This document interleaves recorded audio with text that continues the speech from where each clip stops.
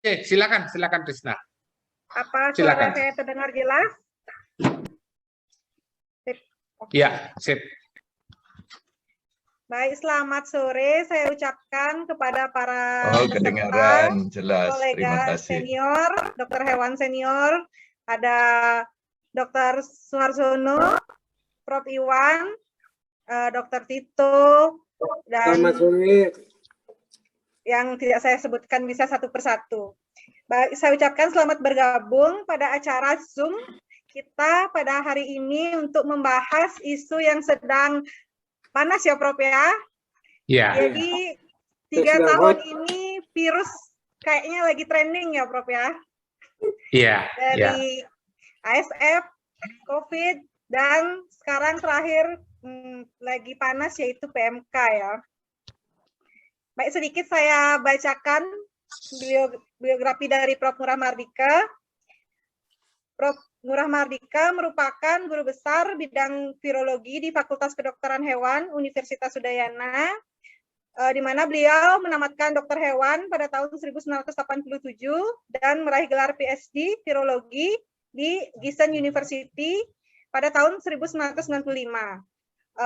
Prof. Ngurah sejak 2020 aktif menjadi anggota kehormatan tim ahli gugus tugas COVID-19 Nasional Indonesia.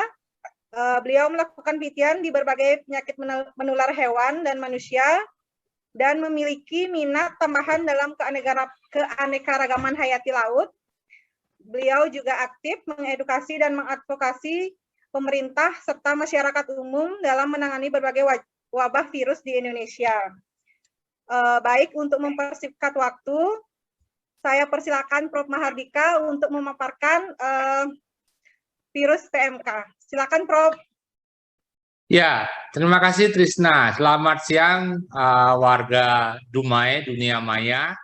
Ya, nanti kita buat live streaming di Facebook dan sementara rekamannya juga nanti akan diupload di YouTube.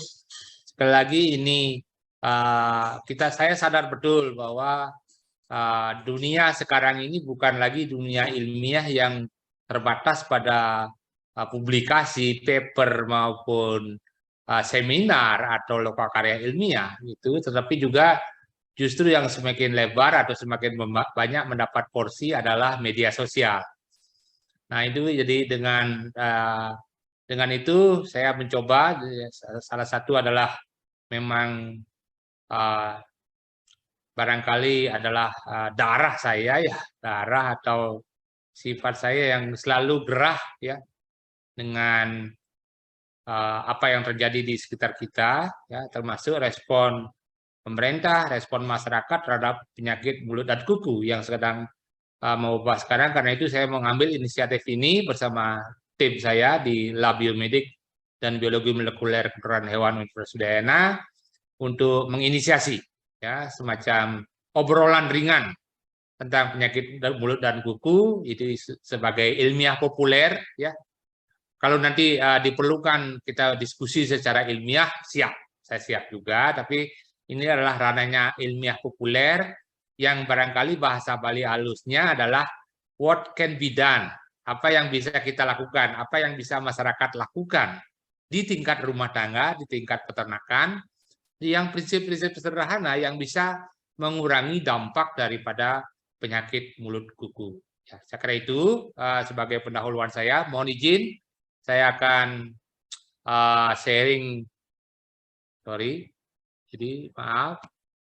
Jadi saya sharing screen, ya, share screen. Ya, saya share untuk sound dan video clip, organize your sound and video clips ya. Saya share. Kemudian ya ini ada 18 slide, ya, tidak banyak, mudah-mudahan selesai dalam waktu 20 menit ya. Tentang obrolan populer tentang penyakit mulut dan kuku. Ya. Sekali lagi ini saya mulai dari awal. Ya. Virus penyakit mulut dan kuku ya. Jadi Zoom dan streaming YouTube dari Lab Biomedik dan Biologi Molekuler Hewan FKH Universitas Udayana Bali 7 Juli 2022. Sebagai pendahuluan saya ada pengaruh dari PMK ini pada Taman Nasional misalnya, yang dimana ada rusa itu sebagai ada di sana dan kemudian akan mempengaruhi rantai makanan atau food web yang ada di Taman Nasional misalnya. Ini terutama misalnya untuk food web yang Taman Nasional yang ada top predatornya atau apex predatornya adalah seperti apa namanya, harimau misalnya yang sangat sangat akan dipengaruhi oleh adanya MPMK pada rusa. Jadi tanah utama lepuh dan atau erosi secara ekonomi sangat ditakuti di dunia karena sangat mudah menular, penyebarannya dengan cepat, penurunan produksi, bahkan beberapa negara mencatat sampai 80%. Inilah misalnya kita berasumsi 50% penurunan produksi daging dan susu akan terjadi, dan larangan ekspor bahan asal hewan. Jadi larangan ekspor bahan asal hewan ini yang akan bisa berdampak, bahkan bisa saja misalnya larangan ekspor bahan yang bukan asal hewan, termasuk hasil pertanian misalnya, yang karena dikhawatirkan tercemar oleh virus PMK misalnya. Sehingga dampak skop ekonomi atau implikasi ekonomi daripada penyakit mulut dan kuku ini luar biasa besar. Ya. Saya tidak akan bicara tentang kerugian ekonomi akibat PMK di Indonesia dalam kesempatan ini. Saya kira kita akan bisa berdiskusi dalam kesempatan lain tentang itu. Ya. Oke. Ya. Nah, virus PMK itu aptovirus, ya. Apto artinya lepuh. Jadi virus yang membuat lepuh, ya. Para peserta dan juga semua yang ikut mendengarkan secara live maupun nanti melalui rekaman dari acara ini, kalau tidak tahu lepuh, ya cari itu dupa atau rokok gitu, jundut itu tangannya atau kulitnya, maka akan ada melendung dan di dalamnya ada cairan, itu lepuh. Tapi jangan diperhatikan, biar membayangkan saja lah. Saya kira sudah pernah mengalaminya, ya. Jadi terjundut, kemudian ada benjolan yang ada isi air, misalnya, itu adalah lepuh, ya. Dapat menyerang berbagai hewan. Ini pertama adalah tidak tahan asam, ya. Virus ini tidak tahan asam, ya, sehingga proses pelayuan daging. Jadi kalau daging setelah dipotong kemudian dilayukan, biasanya digantung dan pada sampai 12 jam. Setelah 5 jam itu biasanya terjadi glikolisis anaerobik. Jadi mohon ingat dulu ya teman-teman yang dokter hewan atau yang pernah kuliah tentang siklus Krebs, ya. Ketika ada oksigen, ya, itu adalah metabolisme aerobik, glikolisis aerobik. Tapi ketika tidak ada oksigen, maka disebut dengan glikolisis anaerobik. Dan itu banyak menghasilkan asam laktat, sehingga terjadi penurunan asam pH daripada daging. Nah, ini sangat efektif membunuh virus, ya. Bahkan salah satu desinfektan yang direkomendasi orang itu sering adalah larutan asam laktat. Itu dalam konsentrasi tertentu bisa dilakukan untuk membunuh virus. Tidak tahan asam. Nah, ini perhatikan. Dapat menyerang berbagai hewan, tadi saya sudah sebutkan.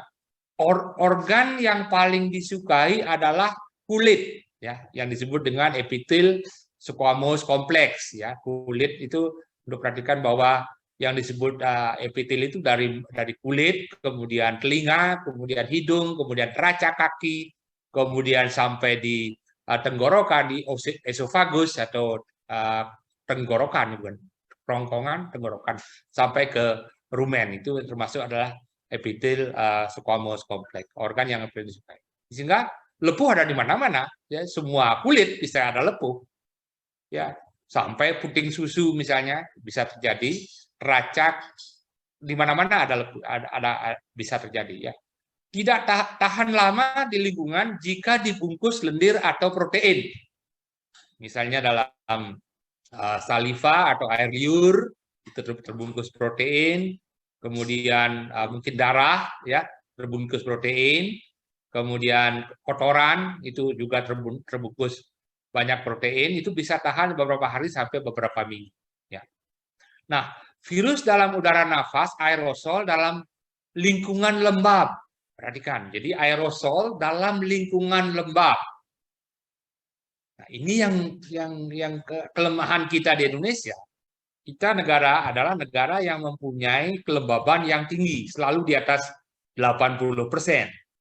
Virus tahan beberapa jam. Ya, sebenarnya juga tidak hari. Tetapi ada paper yang mengatakan bahwa penyebarannya itu bersama angin atau windborne sampai di atas 50 km. Ini barangkali dalam kondisi tertentu ya bisa tercapai. Tetapi dalam kondisi besar, jadi hanya tahan beberapa jam sebenarnya. Jadi ini artinya barangkali yang bisa kita katakan pastikan di sini adalah bahwa virus bisa menyebar bersama angin, itu saja. Berapa kilometer, berapa lama, itu biarkan ilmuwan yang membuatnya mencari angkanya, ya. Nah, penyebaran bersama lalat dan nyamuk ini secara mekanis, ya. Jadi tidak secara biologis, artinya virusnya tidak memperbanyak diri di dalam tubuh lalat atau nyamuk, tapi kemudian nyamuk itu bisa menyebarkan virus lebih lanjut. Saya kira ini sangat lazim di banyak penyakit virus pada hewan, ya. Karena itu nanti biosecurity pada akhir daripada materi ini akan saya sampaikan bagaimana mengakali agar lalat dan nyamuk tidak sampai mencemari kandang, gitu ya. Nah, yang lain berikutnya yang sulit yang membuat kita pusing adalah virus PMK ini banyak varian, ya. Kalau di COVID kita mengenal varian Delta, varian Omikron, gitu ya. Ini banyak sekali variannya. Paling tidak ada 1, 2, 3, 4, 5, 6, 7 subvarian. Dan masing-masing kemudian ada banyak subvarian. Ya, kalau di COVID dikenal sebagai Omikron BA4, BA5, ini benar terjadi juga ya pada PMK. Bahkan PMK jauh lebih banyak lagi, ya. Kalau total itu sampai lebih dari 60 varian. Dan kemudian belakangan khusus untuk serotipe O, ya, yang paling dominan di dunia, serotipe O, itu diklasifikasi lagi berdasarkan topotype, namanya, ya, area geografis. Ada istilah MESA, ya, Middle East, South Asia, itu yang origin atau asalnya dari Timur Tengah sampai India. Ada istilah SEA, ya, Southeast Asia. Ada istilah Pan Asia, ya, terjadi di seluruh Asia. Belum ada kemudian secara genetik ada garis keturunan namanya lineage. Nah, sampai tahun 83 yang terakhir itu Indonesia sebenarnya mempunyai hanya ada O11. Nah, yang kemudian sejak 90 berhasil dideklarasi Indonesia bebas PMK. Sejak 90. Kemudian status itu gugur mulai paling tidak April 2022. Ya, PMK mewabah lagi di Indonesia dengan cepat di seluruh Indonesia. Per hari ini kalau tidak salah ada 19 provinsi, ada 20 provinsi sudah tertular di Indonesia. Ini cepat sekali menyebar. Nah, dalam waktu yang bersamaan terjadi di Jawa Timur dan di Aceh, kemudian juga di daerah lain di Indonesia. Ya, Bali termasuk paling belakang, ya. Nih, jadi yang Indonesia, sementara data yang saya miliki adalah MESA IND 201 2001 lineage A. Ya, ini perhatikan, ini vaksin, nanti perhatikan ini, vaksin dari subtipe yang berbeda sudah dibuktikan tidak memberikan kekebalan sama sekali. Ya, kalau misalnya kita punya O, dikasih vaksin A, enggak ada gunanya sama sekali. Ya. Nah, kalau dari serotipe yang berbeda, misalnya di kita adalah katakanlah MESA IND 201E misalnya, dikasih O1 misalnya, atau O2, tidak memberikan kekebalan yang sempurna. Sebagian kemungkinan hewan masih sakit. Dan tentu tetap bisa menyebarkan virus PMK lebih lanjut. Ini menjadi catatan nanti dalam pengembangan vaksin. Mudah-mudahan ada sejawat di sini yang berpikir, teman-teman yang dari Timur Leste barangkali berpikir bagaimana mengembangkan vaksin dan lain sebagainya.